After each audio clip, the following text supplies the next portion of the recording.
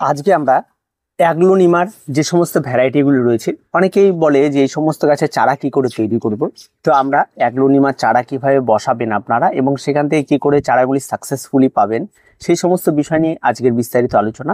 এবং যারা নতুন বাগানে রয়েছেন, যারা অ্যাগ্লোনিমার চারা করতে চান, ঠিক আছে, তাদের জন্য আজকের এই ভিডিওটি ভীষণ হেল্পফুল হতে চলেছে। কারণ অ্যাগ্লোনিমার চারা করা মানে কিন্তু একজন বাগানের কাছে ভীষণ আনন্দের, এবং নতুন চারা পাওয়া মানে তো সেটা মানে কিছু বলার নেই। তবে অ্যাগ্লোনিমা গাছ এমন একটি ভ্যারাইটি, বেশ কিছু ভ্যারাইটি রয়েছে যে সমস্ত গাছগুলি তারা নিজেরাই নিজে থেকেই চারা তৈরি করে। আমাদের কাজ শুধু সেই চারাগুলিকে আলাদা করা এবং নতুন করে তাদেরকে পটে বসানো, এটুকুই আমাদের জাস্ট কাজ থাকে। তো চলুন আজকে এই ভিডিওতে আমরা কিভাবে আপনারা করবেন, তার কি সতর্কতা রয়েছে, সে সমস্ত বিষয়ে আজকে আপনাদের বলছি। প্রথম কথা হচ্ছে, যে কোনো ভ্যারাইটির অ্যাগ্লোনিমা হোক, যত ভ্যারাইটি রয়েছে প্রত্যেকটা ভ্যারাইটির অ্যাগ্লোনিমায় দেখবেন গাছের নিচ থেকে দেখবেন ডাল বের হয়। যে কোনো গাছ আপনি ভালো করে যদি লক্ষ্য করেন দেখবেন নিচ থেকে ডাল বের হয়।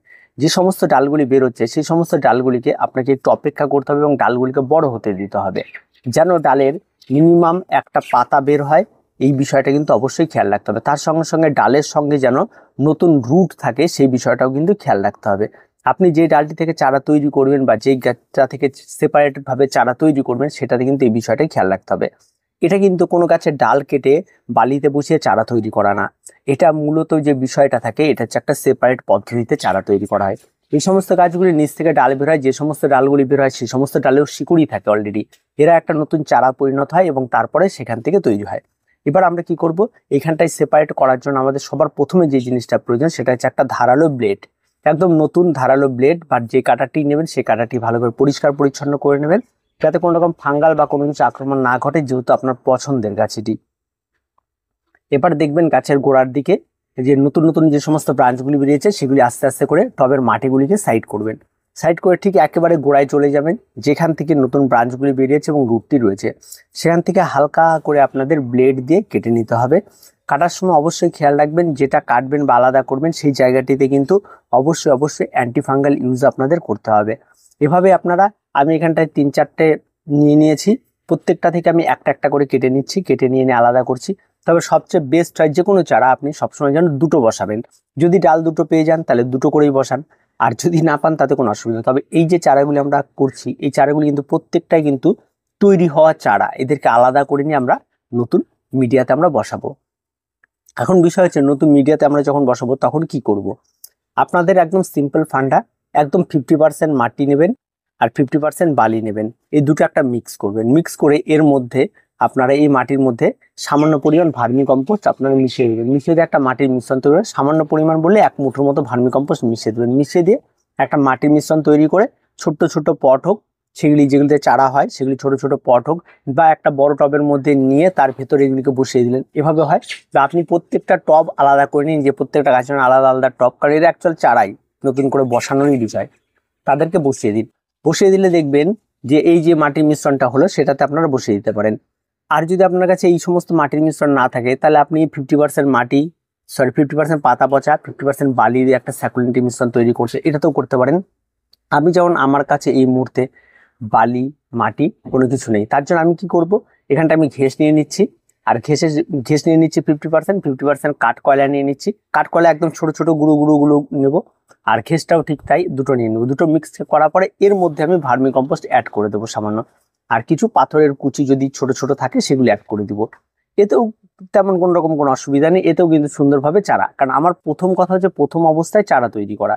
ঠিক আছে, এর মধ্যে যখন একটু সেট হবে, বড় হবে, ঠিক আছে, তখন এগুলি, এর আগে আমি ডাল বসিয়েছিলাম বিভিন্ন ডাল, সেই ডালগুলি থেকে চারা তৈরি করা আপনারা দেখিয়েছিলাম কিভাবে চারা, প্রত্যেকটা ডাল সফল, একটাও কিন্তু মিস যায় না অ্যাগ্লোনিমার, প্রত্যেকটা সফল। এবং প্রত্যেকটা এখন কিন্তু বড় হয়েছে, তাদেরকে রিপোর্ট করবো সামনে, সেটার ভিডিও আমি খুব তাড়াতাড়ি আপনাদের নিয়ে আসবো। তো আজকের ডেটে এসে এই সমস্ত গাছগুলি কিভাবে বসানো, আর এই যে মাটির মিশ্রণগুলি তৈরি করবেন, এই মিশ্রণের মধ্যে যখন আপনারা চারাগুলিকে বসিয়ে দেবেন, খুব সাবধানে বসাবেন, যে নতুন যে চারাটি বসাচ্ছেন বা নতুন যে গাছটিকে আপনি আলাদা করে বসাচ্ছেন, তার যেন রুটগুলি নষ্ট না হয়, এই বিষয়গুলিকে খেয়াল রেখে আস্তে আস্তে করে বসিয়ে দেবেন। বসিয়ে দেওয়ার পরে অবশ্যই গাছে জল দেবেন। জল দেওয়ার সময় অবশ্যই যে জলটি প্রয়োগ করবেন সেই জলের মধ্যে সামান্য পরিমাণে অ্যান্টিফাঙ্গাল গুলিয়ে নেবেন, গুলিয়ে নিয়ে সেই জলটি গাছে প্রয়োগ করবেন।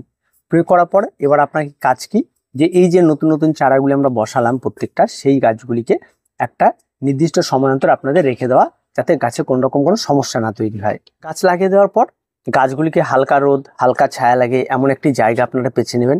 একদম সারাদিন রোদ লাগে এমন জায়গায় মোটেও রাখবেন না। হালকা শেডি, যেমন অ্যাগ্লোনিমা পছন্দ করে তেমন জায়গাতে এদেরকে রেখে দেবেন। নিয়মিত জল দেওয়ার কোনো প্রয়োজন নেই, জাস্ট গাছের গোড়ায় খেয়াল রাখবেন। যদি মাটি ভেজা থাকে জল প্রয়োগ করবেন না, যদি শুকিয়ে আসে সামান্য একটু জল প্রয়োগ করবেন। এটুকুই আপনার কাজ। এই গাছে কোনো খাবার বা কিছু আগামী 3 মাস অন্তত কোনো কিছু করবেন না, কোনো খাবার প্রয়োগ করবেন না, কোনো কিছু করবেন না। গাছগুলিকে বড় হতে দেবেন। যখন দেখবেন গাছগুলির পাতাগুলি বড় হয়ে গেছে, গাছে রুট ছেড়ে দিয়েছে, রুটগুলি নিচ দিয়ে বেরিয়ে গেছে, ঠিক আছে, ঠিক আগে যেই সমস্ত গাছগুলি আমি করেছি সেই গাছের মতো যখন হয়ে গেছে, তখন আপনারা এই সমস্ত গাছগুলিকে রিপোর্টের ব্যবস্থা করবেন। তখন আপনি আপনার অ্যাগ্লোনিমার যে মিডিয়াতে আপনি করতে চান, খেস মিডিয়াতে করলে খেস মিডিয়া, আপনি যদি মাটির মিডিয়াতে করেন মাটির মিডিয়া। দেখুন এই যে মিডিয়াগুলো চলে আসছে, এই মিডিয়াগুলো আসার পেছনে বেশ কিছু যুক্তি রয়েছে।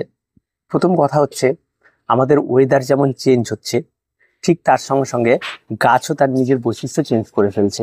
এই জন্যই কিন্তু সাথে সাথে মিডিয়াগুলোকেও চেঞ্জ করে ফেলছে।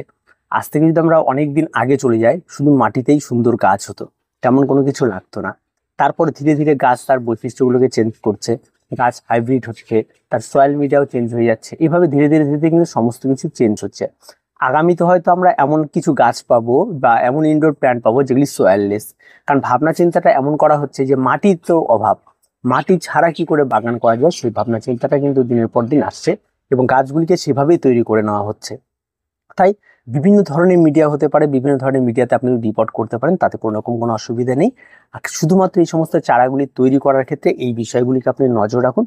প্রত্যেকে তৈরি করতে পারেন, এগুলো কোনো কঠিন কাজ না। নার্সারিতে গেলে এই সমস্ত চারার দাম নিয়ে নিবন্ত 150-200 টাকা নিয়ে নেয়, অনায়াসে আপনি নিজে বাড়িতে তৈরি করে নিতে পারেন এই সময়ভাবে, খুব সহজভাবে।